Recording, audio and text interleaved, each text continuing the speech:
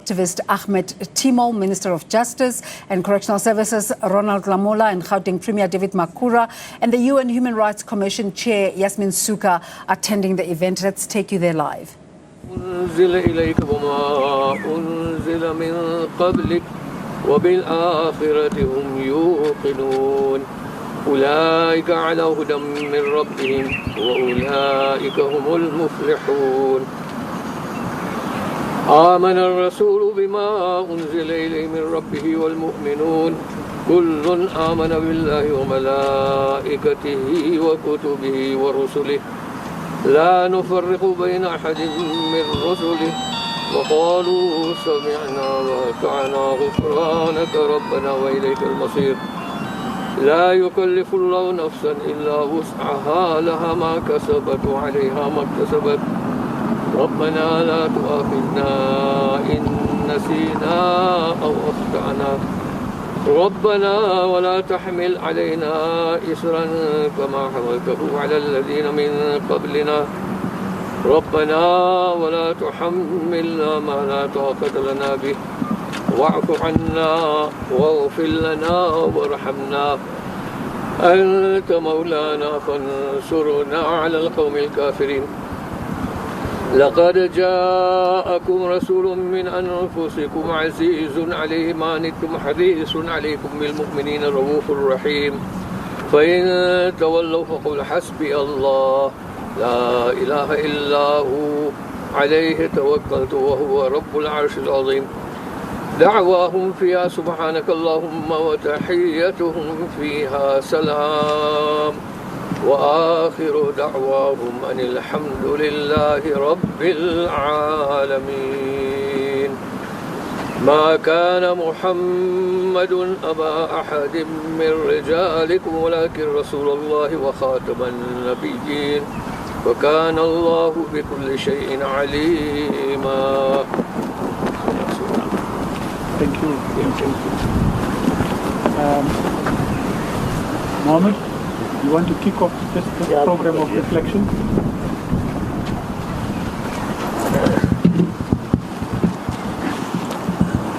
Assalamu alaikum, friends, relatives, media, the Kathrada Foundation. It's actually very painful for me to be here today at the grave of Ahmed, my older brother. Because when Ahmed was buried on the 29th of October 1971, 2 days after his death in detention, I was detained in Durban. The renowned activist, political activist, Fatima Mir, Professor Fatima Mir, requested the then head of state, Prime Minister John Foster, to allow me to attend the funeral, and it was turned down. As we are gathered here today, just to reflect on the past, Ahmed was detained on the night of the 22nd.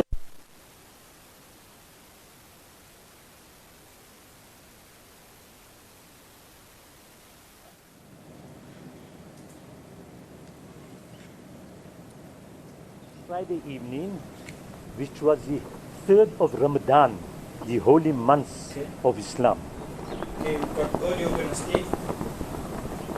The security police raided my family home, and my father and my brother were taken in for questioning in the early hours of Saturday morning. They were subsequently released. But in the next few days, from this area here, from Rudipur, a kilometer from here is the Indian area which is called Lapis. About 6 people were detained under Section 6 of the Terrorism Act.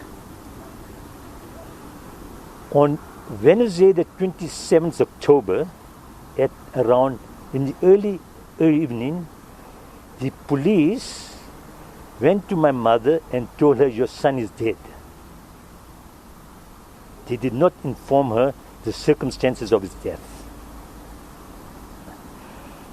We subsequently learned that the official statements that were released by the police was that he had jumped from the 10th floor of John Foster Square and he committed suicide.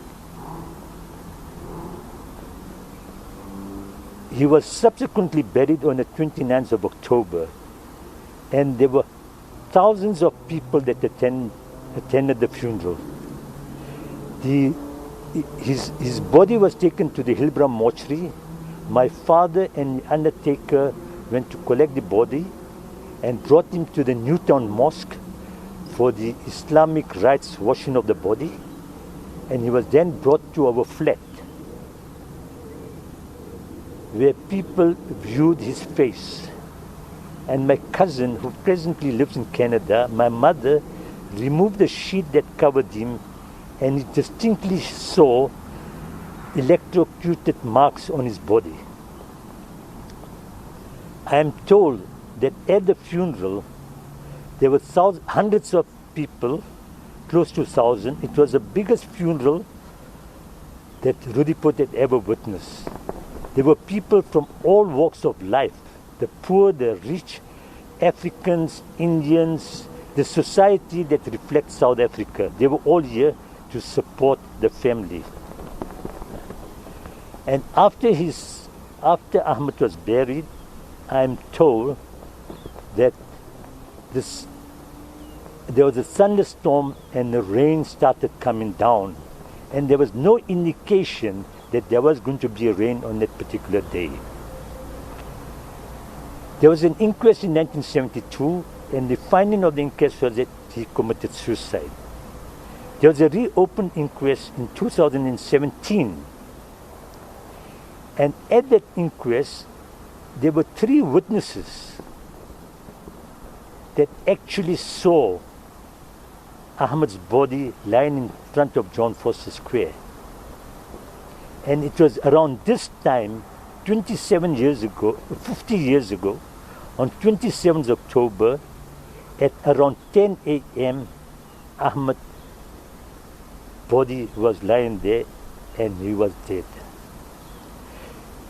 According to the authorities, Ahmed had jumped from the 10th floor of John Foster Square around 4 o'clock in the afternoon.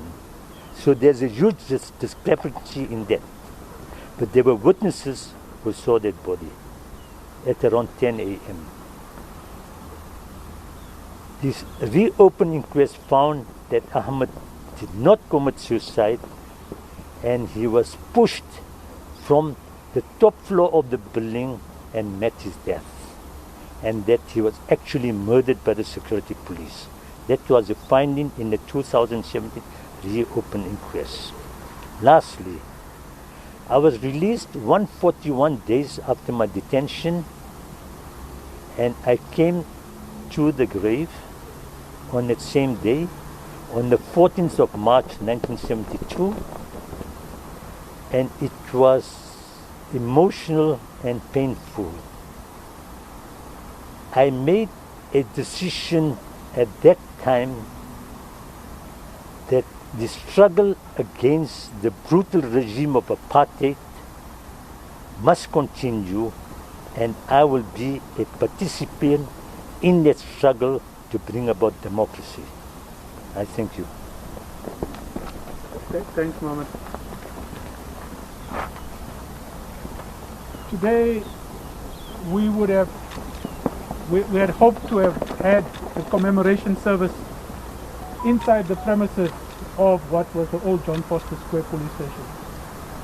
For the past few weeks, we've been negotiating with the police, and each time the reasons were changed for why it could not happen inside. We were in fact willing to put up a marquee at the entrance to the building from where he was thrown. Friday I did a site visit with the police, and I think we met all of their requirements, but the approvals didn't come. Yesterday at about 3 o'clock I got the message telephonically that it was being declined. We have, however, got the support of the Joburg Metro Police and others in the city to host the commemoration outside of the police station directly opposite the place where his body had landed. So that commemoration will take place at 5 o'clock today, weather permitting. If not, we will relocate to Saibono, that has been made available to us as well. And we had hoped that the police would have seen this as an opportunity to be part of this program of reconciliation, of working towards, I think, the kind of closure that everybody would have required, that I think is being sought at this point in time. Unfortunately, there is still a long way to go. But I want to ask anybody else who's here to just share your reflections, thoughts, memories, because I think today is a time that we might not get again in the next few years together in the way that we are here today. Anybody? Please feel free. Assalamu alaikum. Assalamu alaikum wa rahmatullahi wa barakatuh. Obviously, we gathered here 50 years from the day that Comrade Marhum Ahmed Timol was martyred. And I think that's the important word here, is that he was martyred. And as a youngster, I know I grew up in this area, not too far from here, as Uncle Mohammed mentioned, a kilometer or so away from here in the Indian area. I was in my mother's womb at the time, in her stomach. I think she must have been about 6 months pregnant. 7 months. My birthday on my 50th birthday is in January, so you can work that out. And what my mom tells me is that this was, as Uncle Mohammed mentioned, one of the largest funerals ever to embrace Rudaput. And you know, they say even if you're in your mother's stomach, you still have the impact of whatever they experience. And I think that experience actually molded me as an individual. And it is the principles and ethos of the likes of Comrade Marhum Ahmed Timol that has molded so many. These principles of non-racism, the principles that we still grapple with today, this of morality, this of selfless leadership, and this of equality, which 50 years on is still something that's so prevalent. And I think what we need to gather out of the lessons of the sacrifices of the likes of Comrade Ahmed Timol and others. I mean, we have Isupahad here as well, who's also given so much, Comrade Mohammed, who's also given so much, and these are the principles as youngsters that we need to embrace, we need to espouse. What was it about? It was about sacrifice. Did they believe when they got into the struggle that there would be any benefit? Not at all. And this is something that we just need to reflect as individuals. What was it for? It was just for a better life for each one of us. Today, we're sitting here today with the good life, the fact that we can roam anywhere we want to, the fact that South Africa is within the international community because of the sacrifices of the likes of Comrade Ahmed Timol. So I know a famous author and motivational speaker said, he wrote a book actually. It said, Robin Sharma, and he said, who will cry when you die? And it's so reflective of the life that we live. You know, the impact that you make on this earth. I looked at it, and Ahmed was 30 years old when he passed away. It's a very short time in one's life, but look at the impact that he made. That we 50 years later can still cry at the fact that he's gone. So I think these are the lessons for us: the sacrifice and this social justice. He was a proud Muslim. He went for Hajj, yet he went and got trained in the Soviet Union. He was an MK soldier, and with all in that 30 years. I just think these are the lessons for each one of us, especially with the things that we're grappling with today: economic liberation, economic emancipation. Let's take these principles and see how we can sacrifice in our own ways. Thank you. Thank you. Thank you. Let's keep them short. Yeah, thank you very much for this opportunity. My name is Peter Tage. I'm the ANC zonal branch in Zone 5, Greater Johannesburg region. When Comrade Ahmed Timol was actually murdered, I was 2 years. But I must say, the first time when I got arrested, I was 13 years old, and I learned of his story in prison. And for us, he remains a source of inspiration. And for us, especially in Greater Johannesburg region, understanding that people who liberated this country in Johannesburg especially was the same society that the ANC envisaged, a non-racial, non-sexist, democratic and united society. So I have witnessed the burial of the likes of David Webster, where all races were there. Actually, when Comrade Mohammed relate of the funeral, how was the funeral? For me, it reminds me of that of Comrade David Webster.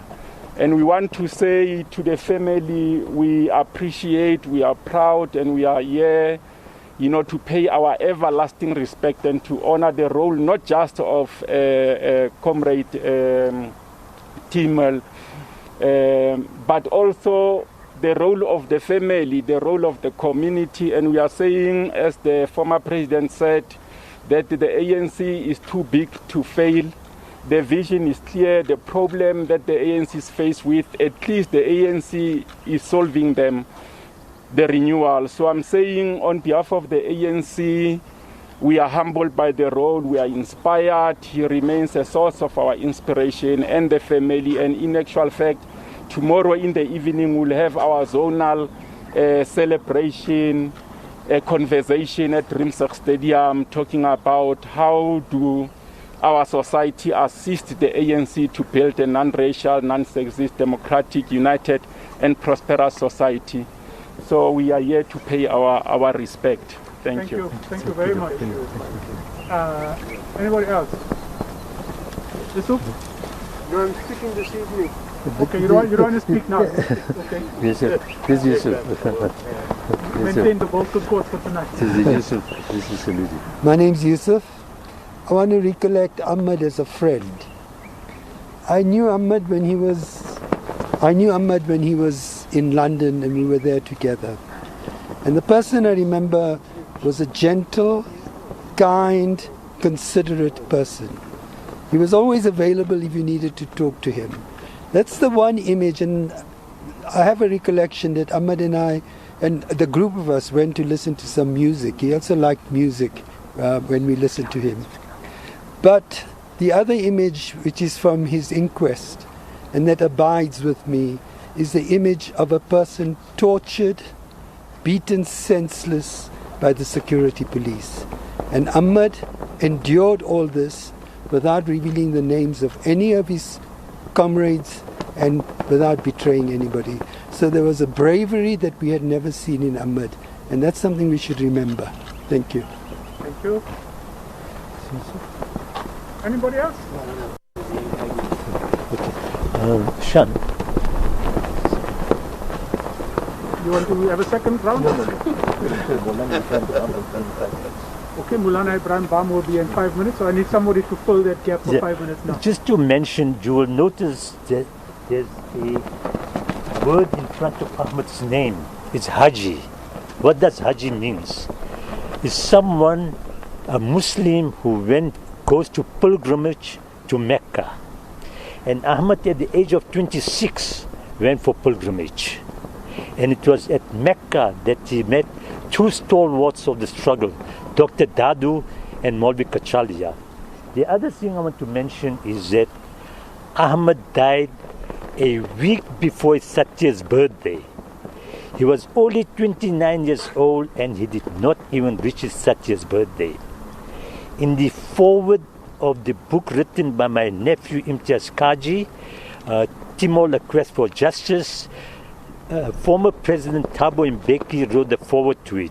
And he states in that book, in that foreword, that Ahmed had acquired so much knowledge of the world that we were living in, that some people in their entire lifetime does not acquire that amount of knowledge.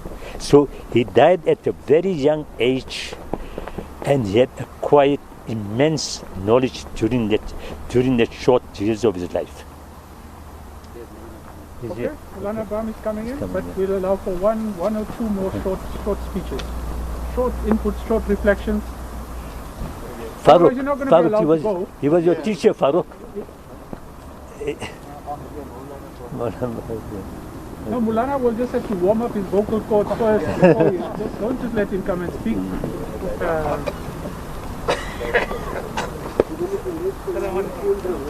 How are you? Mulana Bam, welcome.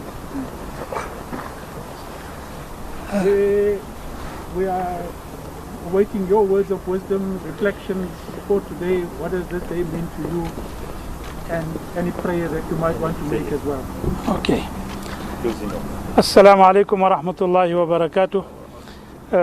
Firstly, apologies. I somehow misunderstood that it is at the grave of Ahmed Kathrada, so I went to West Park. So much for ulama and religious leaders guiding the people. Nevertheless, I just want to say a few words and then end off with a prayer. The first thing that I would like to say is that, and ironically and coincidentally, although we don't believe in coincidence, I was in Robben Island yesterday. And I would just like to share an anecdote from that incident yesterday. And while speaking to the tour guide, who was also 7 years in Robben Island, I asked him, how do you feel about the new South Africa? And for a person who was there for 7 years, he said extremely disappointed. So I said, why? He said, I felt that the struggle and the striving that we had done hasn't seemed to have still been realized. And I think that is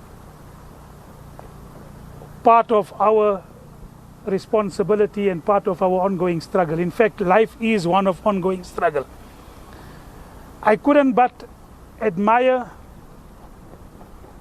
the incidents of such great striving, which were narrated by the tour guide, which were narrated by the guide who was on the bus, who spoke so glowingly about how they survived, how they were tortured in the quarries and different ways of torture, and how they managed to not only strive, but they built themselves up. And one of the things that was quite amazing was they said, don't allow them to break us.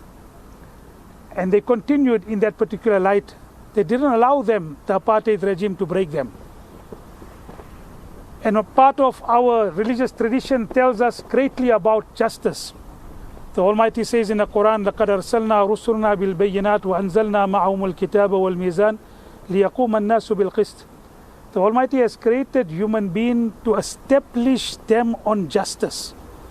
And such is the emphasis upon justice that the Almighty says, كُونُوا قَوَّامِينَ بِالْقِسْطِ وَلَوْ عَلَىٰ أَنفُسِكُمْ. Be firm on justice, even if it be against your own self. Away of all nepotism. Even if it be against your own family members. Be firm on justice. Be so firm on justice that وَلَا يَجْرِمَنَّكُمْ شَنَعَانُ قَوْمٍ عَلَىٰ أَلَّا تَعْدِلُوا. Even if you dislike a person, don't let it swerve you away from justice. And justice is, part of justice is the ability to create justice between people. The Prophet Muhammad one day told a person who wanted to give one of his sons and one of his children more than others. And he said, فَاتَّقُوا اللَّهَ وَأَعْدِلُوا بَيْنَ أَوْلَادِكُمْ. Fear the Almighty and be just amongst your children. Don't even favor one over the other. So we have a responsibility to strive towards justice. There was a time when the people who were, for example, marhum, whom we've always heard about, we have not been able to see him. I was studying in Karachi at that particular time. But of course, legendary status in terms of him striving towards for justice and a just South Africa. Those people who have striven and who have made the effort, the Almighty will reward them according to their intention. Perhaps it is said that maybe we didn't realize what they have wanted to achieve. But maybe now the responsibility is upon us and our generation to continue to bring about justice and a fair South Africa and an entire world. So these are my few words, and I would also just maybe take the opportunity to lift up our hands in dua, and we make dua that the Almighty grant us the ability to strive and grant us goodness in this world and in the year after. Allahumma laka alhamdu kama yanbaghi li jalali wajhika wa azimi sultanik. O Almighty, all praise is due to you, as is in accordance with your status and your greatness and your majesty. O Almighty, we seek your forgiveness for our shortcomings. Our shortcomings are many, but we have been told by your beloved Prophet Muhammad, peace be upon him, that your forgiveness far outweighs and your pardon is much more than our transgression and our sins. We ask of you to forgive us for whatever transgressions we have committed in your path and in complying with your commands. Almighty, amongst the things that you have commanded us is to establish justice and fairness and bring about situation of the poor being looked after and justice being established. And part of the objectives, what you have made mention in your kitab, in your kalam, in your speech, in your holy book, كَيْ لَا يَكُونَ دُولَةً بَيْنَ الْأَغْنِيَاءِ مِنْكُمْ, that wealth must not circulate only amongst a certain class and category of people, only amongst the wealthy. It must spread amongst everyone so that everyone can share the bounty of yours, and there can be equality and there can be fairness amongst humanity. Almighty, those who have strove as Marhum had strove and he had made an effort. Almighty, you know the intentions of people. You know they're striving more than anyone else. You know the hardship that they had gone through. And you have made mention in your book, Inna Allah la yudhi'u ajra al-muhsinin. You never allow anyone's effort to go to waste. We are confident that you will deal with them with fairness and justice. And whatever they have sacrificed, you will deal with them and you will reward them with regard to that. As far as how we are concerned, the struggle and the effort continues. And we ask of you fortitude. We ask of you wisdom.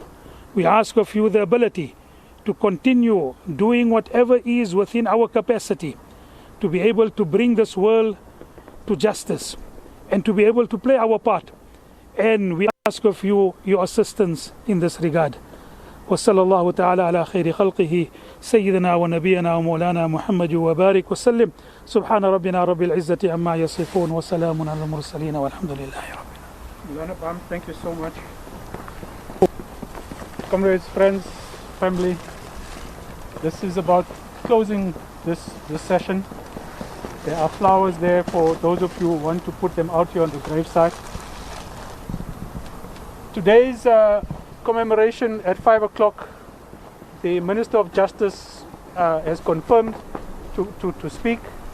Yasmin Sooka, who used to be a TRC commissioner, Isupaad, Ahmed Timol, and a number of other young people will be in attendance as well. This will be outside, directly opposite the place where Ahmed had body had landed at the old John Foster Square.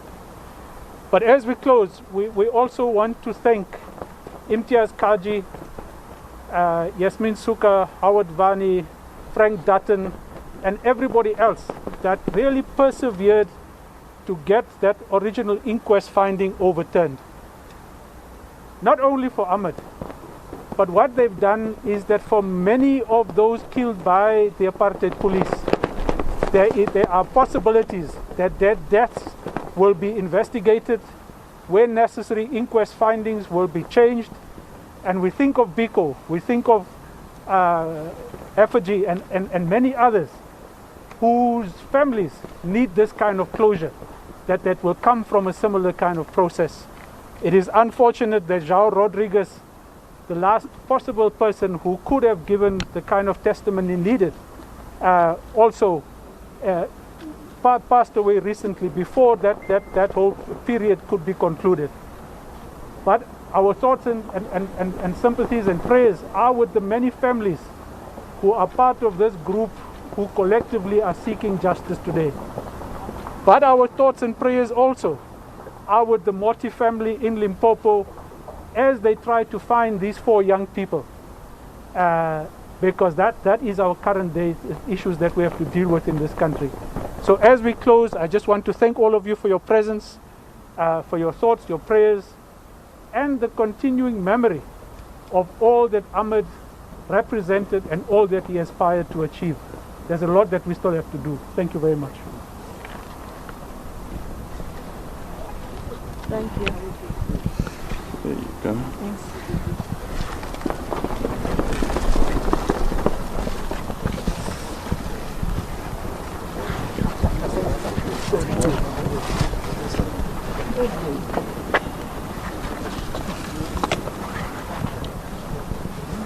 The laying of flowers and wreaths at Ahmed Timol's grave at the Rodiport Muslim Cemetery in Creswell Park. That event they hosted by the Ahmed Kathrada Foundation.